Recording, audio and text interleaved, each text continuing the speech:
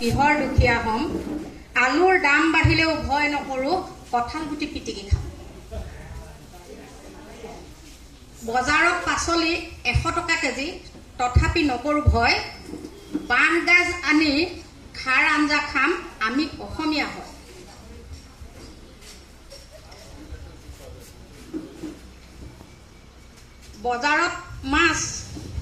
বজাৰৰ মাছ মঙহ কিনিব নোৱাৰোঁ, জাকৈ লৈ বিললৈ যাম, নল টেঙা মধুসোলেং টেঙা জোল ৰান্ধি মহা তৃপ্তিৰে খাম।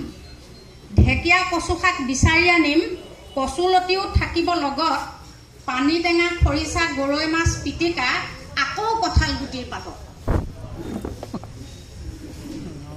আছিল পিতাই 2 বিঘা জমিন, বঙালীক দিলোঁ বেছি, খেতি খোলা এৰি অৰুণোদয় আঁচনি সহজতে ল'লোঁ বাছি। ল'ৰা ছোৱালী পঢ়ে প্ৰাদেশিক স্কুলত, দুপৰীয়া ভাত খাই তাতে, গধূলিলৈ আকৌ চিন্তাৰ কাৰণ নাই, ফ্ৰী চাউল মুঠিও আছে।